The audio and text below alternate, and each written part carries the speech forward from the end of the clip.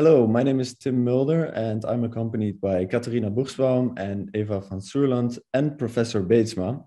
And welcome to our Conversation with Dean series by Rethinking Economics NL, in which we interview deans of economics throughout the Netherlands. And our goal here is to give you a better understanding of what makes each economics education unique and how this relates to the ideas of Rethinking Economics NL. And today with us is Professor Beetsma. He is a professor of macroeconomics and recently appointed as the Dean of the Faculty of Economics and Business at the University of Amsterdam.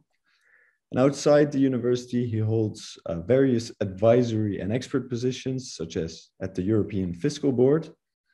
And his research interests include international and macroeconomics, public economics, and pension economics. And his work has been published in a wide range of journals. And for this reason, we are delighted to have Professor Beetsma here with us today in order to gain a better understanding of the economics program of the UvA. In this interview, we will first focus on Professor Beetsma's journey to becoming Dean of UvA. We will then proceed to discuss what the values of UvA and UvA's economics education are and what makes it unique. And lastly, how this relates to the ideas of Rethinking Economics NL. So, Professor Beetsma, first of all, congratulations on your recent appointment. Furthermore, we want to thank you for making the time to meet us today. And we were hoping we could start with a question about your experience. Could you tell us more about what inspired you to become an economist in the first place and your journey to becoming Dean of UvA? Well, thank you, Timothy. Look, what inspired me to become economist, that's just, I think, in a way, just a coincidence. I did my, not undergraduate, secondary school I had mathematics, physics, chemistry. I went to Eindhoven because I had an interest in physics, and my primary interest was in physics, so I went there to see physics, and I also, I could make a second choice, so I went to chemistry, and I decided. And when I saw the campus, I thought, okay, this is not mine because it looked very technical with all kinds of. I don't know. It made impression of an installation of a fabric, and so I decided that is not for me. So I decided to. Well, then I didn't know, and I decided to go to Tilburg University to study econometrics, and I never had economics in my, in my secondary school, and so it was a little bit of a I took some chances, or a bit of a lottery, but I kind of liked it. I was quite good at the mathematics, and also at economics, it turned out. And so I got macroeconomics. My first exam was in macroeconomics, and that was the course by Professor Kolnar. I don't know. I think he's retired now. He was I think he was one of the more prominent economists at that time. He was member of the SER and all that. And I did it quite well, and then I did not know what to do at that point.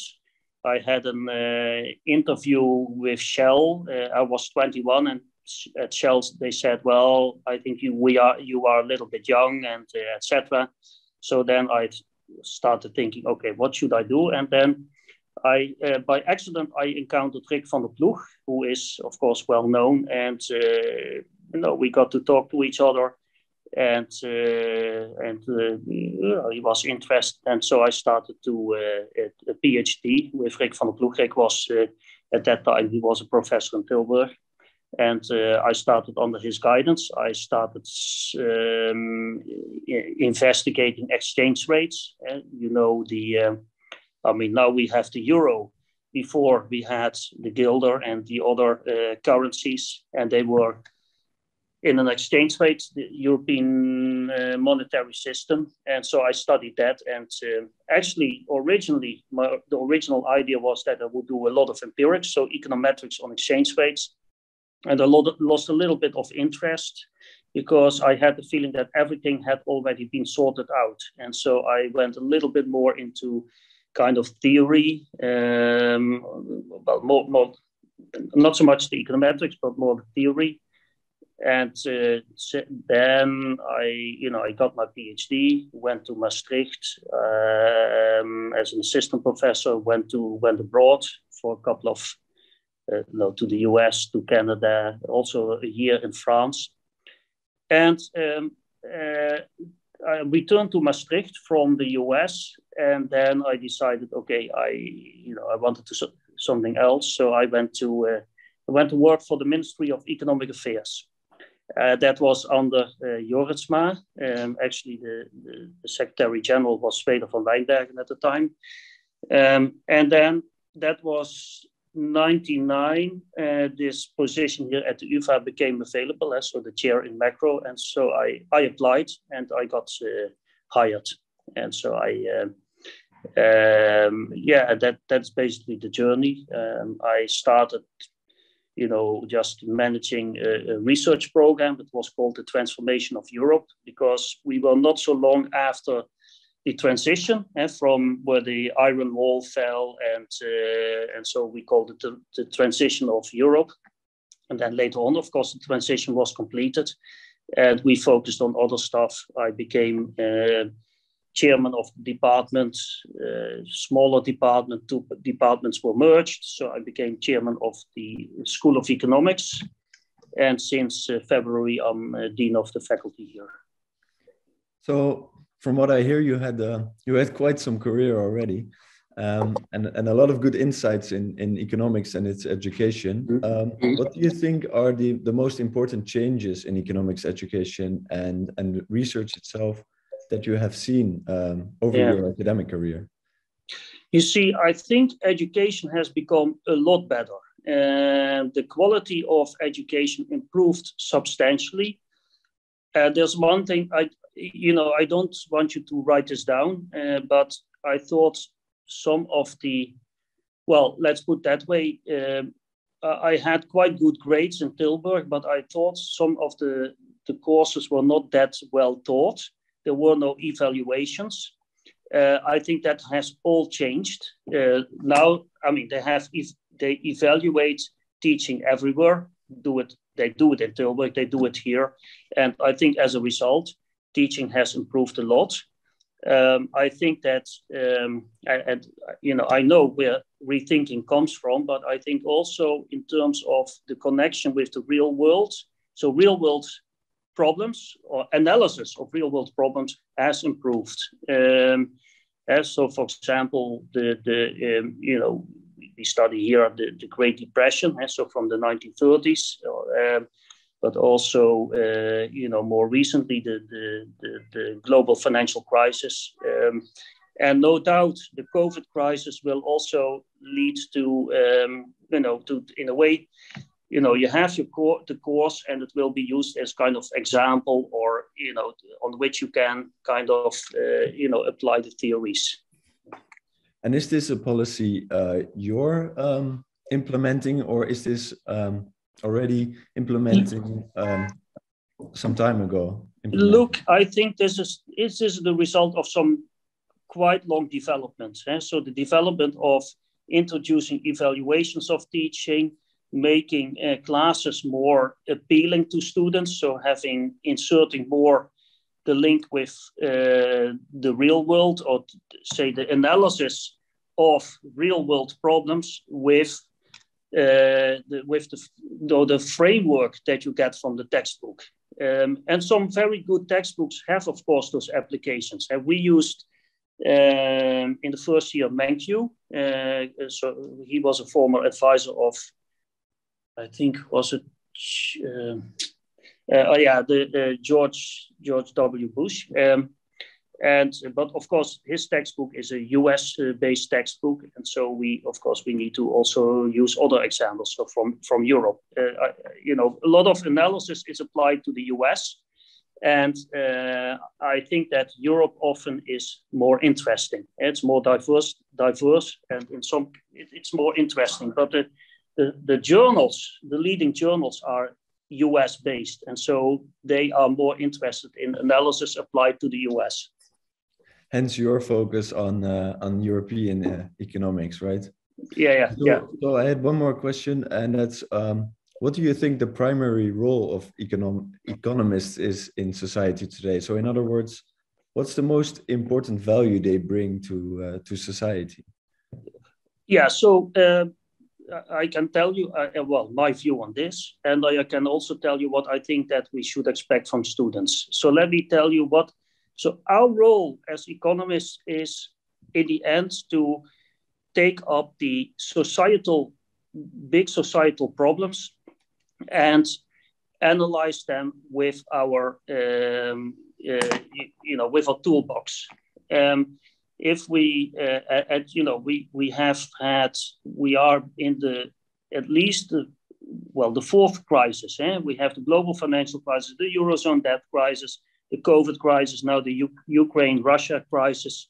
Maybe Brexit could be seen somewhat as a crisis, and that we try to analyze with our framework that we. And there's a misconception that this framework is some mathematical model. No, it is a model that is a stylized representation. We try to make a stylized representation of the macroeconomy, and we try to apply this to analyze those problems. Now, I'm talking about crisis, but of course there are other deep problems also related to crisis, like inequality, like a lot of inequality, like large groups in society not participating in the labor force. And so these are very deep issues. Also climate is, in a way, it's an ongoing crisis, less abrupt, but it's an ongoing crisis. And here we try to look at, how can economics be used to help solve problems? And of course, we are not the only ones who, we have to do that in combination also with other sciences. But these mathematical models are essentially simplified models of reality. Do you think they really help students applying them in the real world? Look. I think I know that there is discussion about this. I would not call them mathematical models. We are not doing mathematics. We have, generally speaking, the models are relatively simple. If you talk to mathematicians, or my kids, they study in Delft, they get stuff that is much more mathematical. But it's not that a mathematician or a physics person who is very good at mathematics is not necessarily a good economist. I'm talking about a framework, and this, in a way, relatively simple models, they are indispensable for understanding what is going on. And sometimes you can represent it in very simple terms. We have the modern monetary theory, basically, the Fed or the central bank can just finance basically the government. The government can buy stuff. You need to have a very simple framework to realize that at some point this will lead to higher inflation. It's something that we see now. You see, at the moment we have supply constraints, basically resource constraints, like in microchips, but also maybe gas, oil, etc.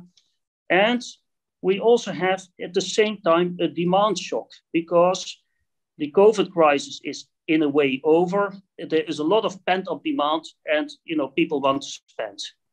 If you have So supply needs to equal demand, so that has an effect on prices. If you have a government, if the central bank now starts to finance the government, and the government spends on certain things, maybe it could be anything, then demand increases and you will see increasing inflation. It's what we have now. And I think it is not mathematical models, but you need to have a framework to understand these interactions, to understand what is the effect of an increase in the money supply or reduction in the interest rate on inflation. I completely agree with that, and I'm not saying that mathematical models or models do not work, but I think modern monetary theory acknowledges the problem of inflation, and I would say, or on behalf of Rethinking Economics, that it would be interesting to contrast the modern monetary theory with the models, call them mathematical, you mentioned, and start a debate about this, because that's where we believe you really learn how to use models. Can I say a few things, because I forgot something and I want to react to this. You see, one thing is that what we want our students to end up with is in a way to become independent thinkers. We are not teaching preparing the student for his or her first job.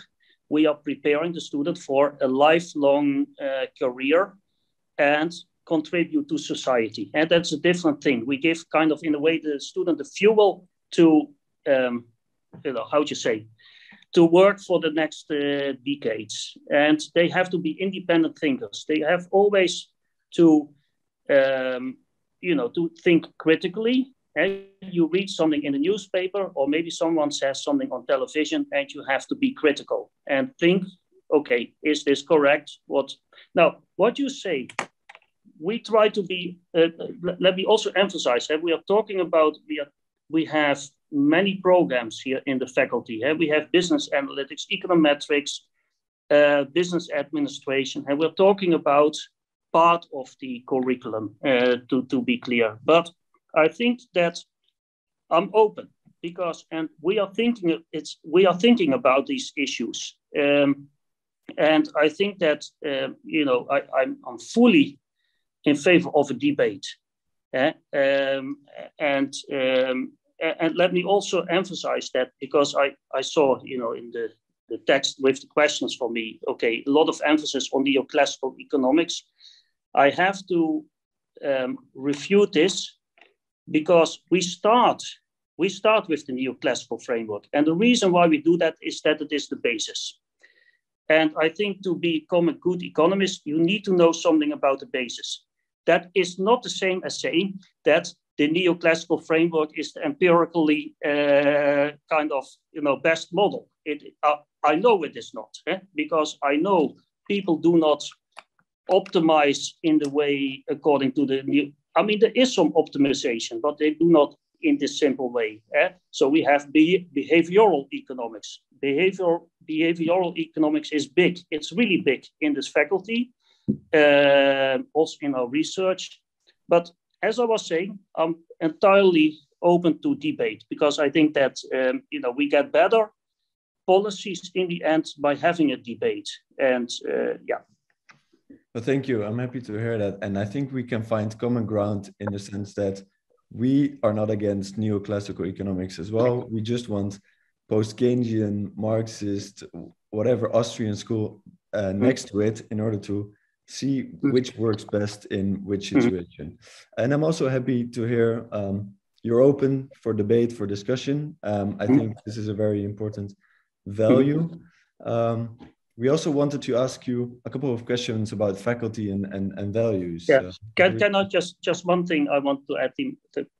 Look, I think in the end, we have certain theories, but it is let the data also speak. So we have, a large part of the curriculum is also empirical work. Empirical work is not easy. Sometimes it seems easier than theory, but it's not easy to do a proper empirical econometric study. It's very difficult.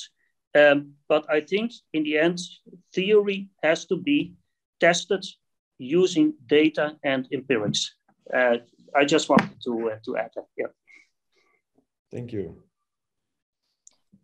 Thank you very much. Tim has already introduced me. My name is Katharina, and I will continue with questions specific to the faculty and values of the University of Amsterdam. Yeah. We have already mentioned that our faculty, for example, integrates behavioral economics, different types of programs, also has a focus on empirical work and the idea of really creating an independent thinker. And generally for our audience, also from other universities, we would like to know what makes exactly the Ufas economics program unique in its strengths relative to other economics programs of other universities throughout the Netherlands. Look, I think that if you compare, I think we have to be honest, if you compare the economics programs and here I'm talking about economics and business economics. That's one of our programs. With the programs in other universities, there is quite a lot of overlap. That's also not surprising. We use very similar textbooks. For example, Menkyu, could be Blanchard. These are, in a way, programs that are not only quite similar throughout the Netherlands, but internationally similar. And we have to realize that. Now, where is the uniqueness? You see, so in the I'm talking about the bachelor program. So the bachelor programs are quite comparable. And that is not wrong in itself, because at the end of the bachelor, people generally want to do a master. They may want to go abroad. And, knowing that the programs have kind of the same basis, it's also easier for, to promote mobility, going from your bachelor to a master somewhere else. However, we have, of course, the teachers. They are also researchers and they have their own expertise. So in our faculty, there is a lot of expertise in behavioral economics. You can talk to Theo Offerman, Joël van der Wele. These are actually very prominent people in this area. We hired environmental economists. We started from zero with environmental economics, and we got 3 very good people, young people, and we got Rick van der Ploeg. And why did we do that? Because environment is, of course, and the climate transition is, of course, one of the most important issues. So we want also to use their expertise in our curriculum, in our bachelor and in our master. In our bachelor, this would then be mainly through optional, so electives, but maybe also through a mandatory part of the program. So you see. I think there is, in a way, uniqueness within limits in the Netherlands. If you go to Rotterdam and they say we have a unique program, then you have to be a little bit careful, because there is some uniqueness, but it is limited. The kind of the differences depend a little bit on what are now the specializations of the people who are teaching in the program. So at the first years are quite similar, although every program does it in its own way. For example, we pay a lot of attention to skills. We also have a starting course, which is Principles in Economics, which gives the students a view from various perspectives and tries to link that to the real world problems. Thank you. So the next question follows on the previous one and sort of integrates what you have just discussed. Earlier in the interview, you mentioned generally what you think the primary role of economists in the society is, such as assessing the world through their frame, for example, and what value that brings. Well, not assessing. I think they should help to solve the problems. Assessing, but after assessing, you also need to contribute to solving the problems. Yeah. Mm-hmm. And following on this, and also saying that, for example, at the University of Amsterdam, we have specific expertise in behavioral economics or environmental economics. How does that relate to the unique strengths of the faculty, or how will this be expressed in the UvA curriculum, that we do have this resource and view on the Look, so for example, in the master program, we have now a track environmental economics. We have a track on behavioral economics. And by the way, we also have a track banking and finance, so students have choice. You see, I'm convinced that our programs, in terms of level, are, they are very, I think they are very good programs. If you certainly look internationally, I think generally Dutch universities offer good programs. That is not only the case for us, but I think it's also the case for Erasmus, for Tilburg. They offer, high-level programs. The differentiation is more in the master than in the bachelor. That is logical because the master is more specialized. And so examples of our master programs are, in the master in economics, we start with a common basis, which is micro, macro, and econometrics, and then students move into a track. That can be environmental, can be behavioral, that can be public policy, and there are other tracks as well. Thank you. The following three questions relate a bit more to how the faculty relates to the values of rethinking economics, specifically interdisciplinarity, real-world economics, and pluralism. Yeah. For this, we have actually conducted research of bachelor curricula in the Netherlands, which we have published in our report called Thinking Like an Economist, which is available on our website as well. And there we actually found that students do generally acquire an extensive toolkit of quantitative skills within the bachelor's program, but that the majority of programs lacks attention to qualitative skills.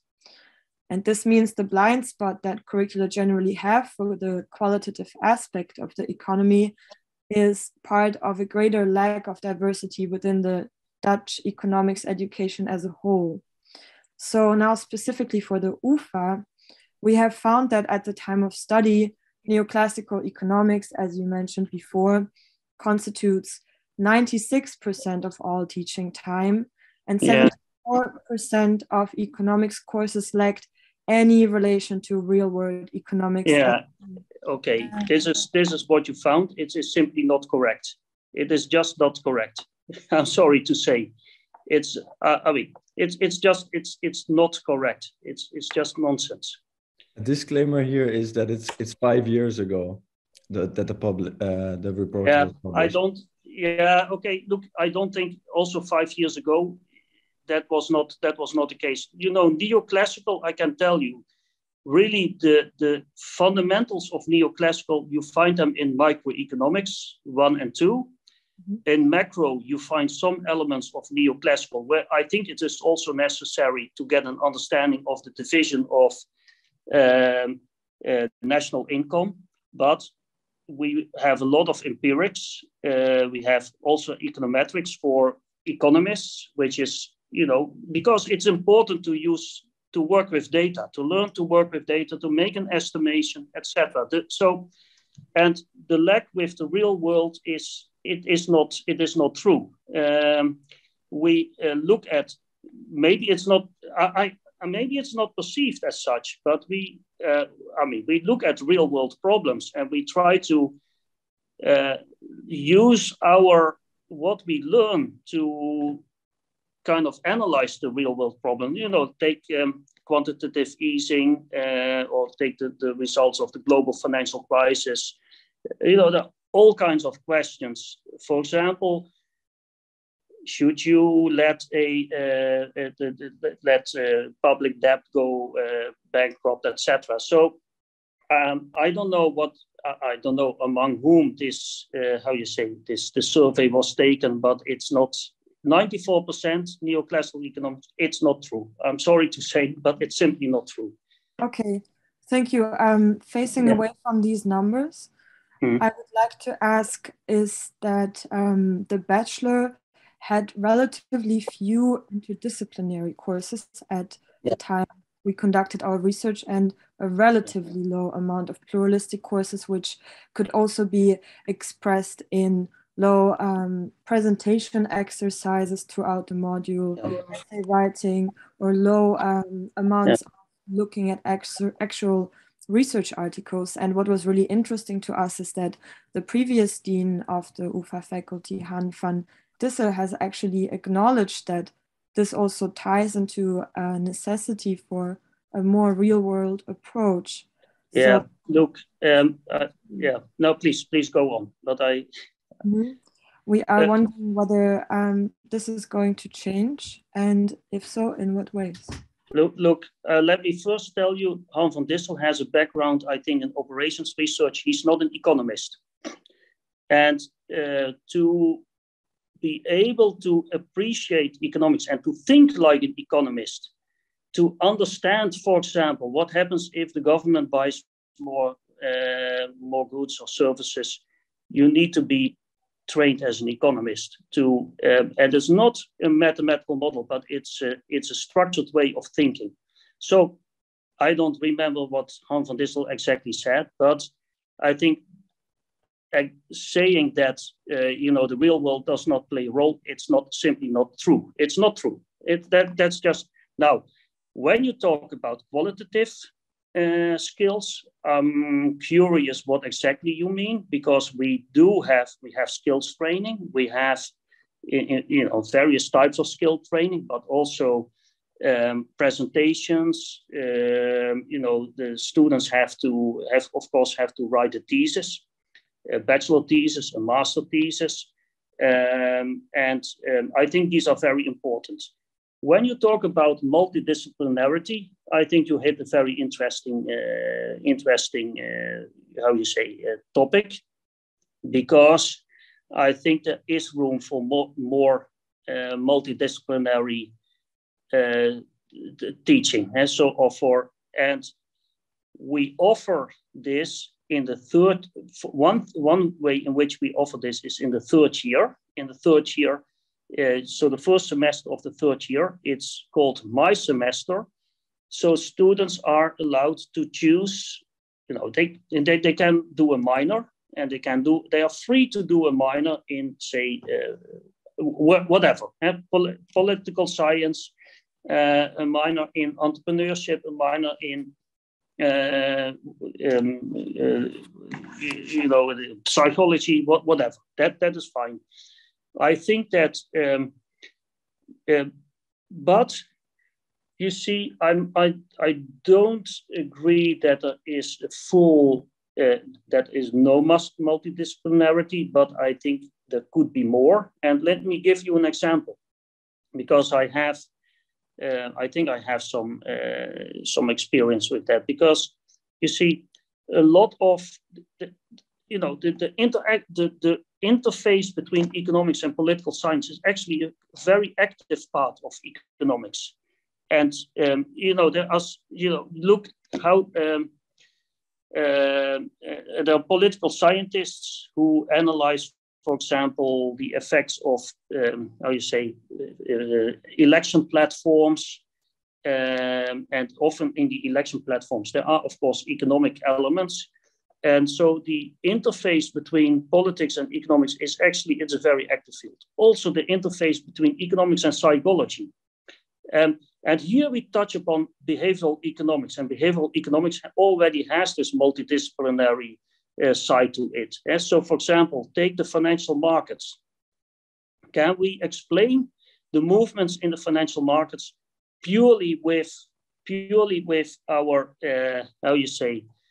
our economic point, through our economic lens? And I don't think that is the case, because we see large swings in financial markets that are often not fundamental. So psychology plays a role, and there's a lot of activity on the interface between economics and psychology.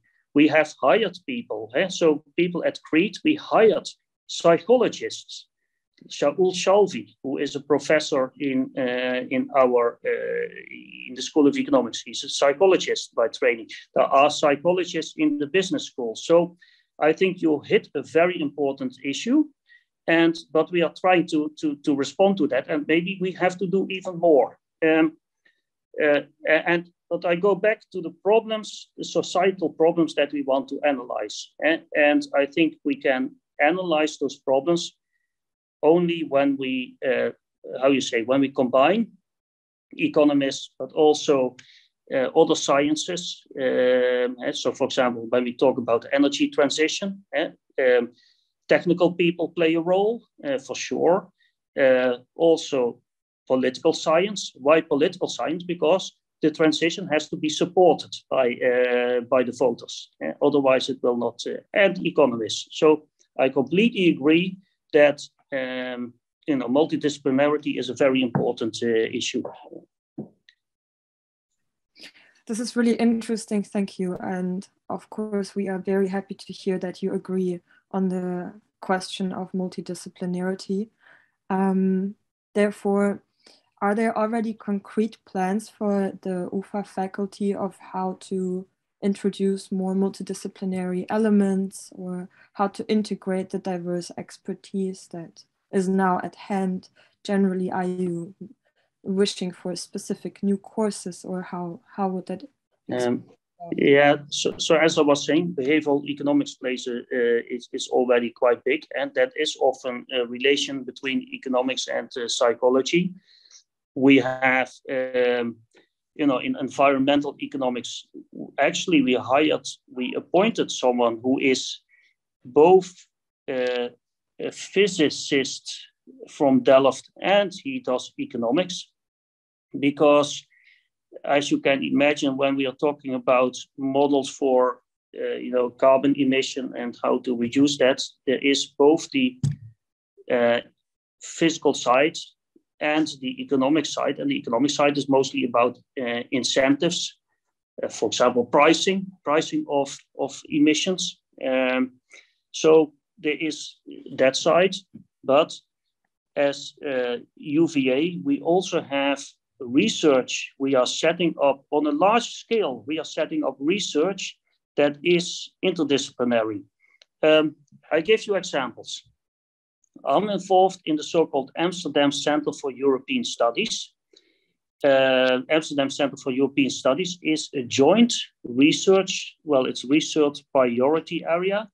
So it's funded, it receives money from the central level of the university, but also the faculties, the Faculty of Economics and Business, the Faculty of Social Sciences, the Faculty of Humanities, and the Faculty of Law.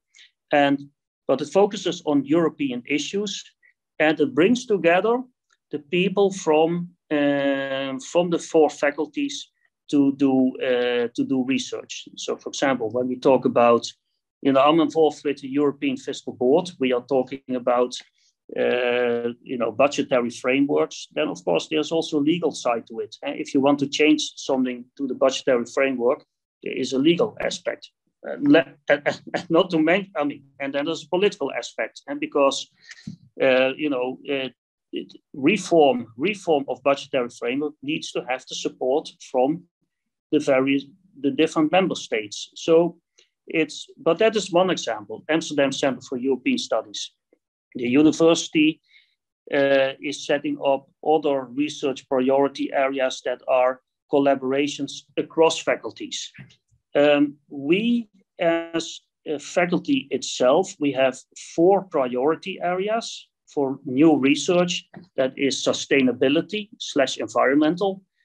And I was already mentioning also, the political side plays a role here. Healthcare, we are going to start collaboration also with the Faculty of Medicine. Digital data science, etc. And there is the 4th one, and I think that is fair and resilient society.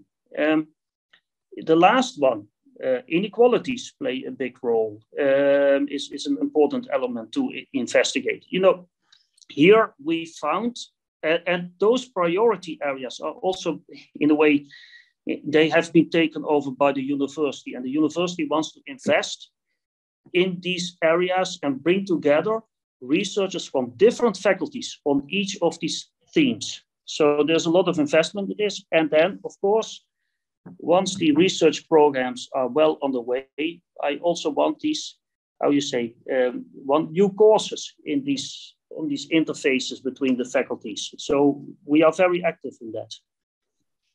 Well, thank you. It sounds super interesting. I think these priority areas are very relevant, and we would love to see courses relevant to this respect. I want to zoom out a little bit and ask you what your main goals are for economics education at UvA. So, and also how this relates to the unique strengths of the economics program at UvA. That's a very good question. You see, I think our faculty is healthy. It has improved a lot in a number of dimensions. I think, you know, we have to credit Hans van Dissel for that, but also Erik Fischer, who was, you know, after we had a reorganization, and Erik Fischer was interim, but Han did a lot. But I think we can bring the faculty to an even higher level in terms of teaching, for example, active learning, also applying digital tools in research, and in what we call valorization. That is, bringing our research or activities to the broader world.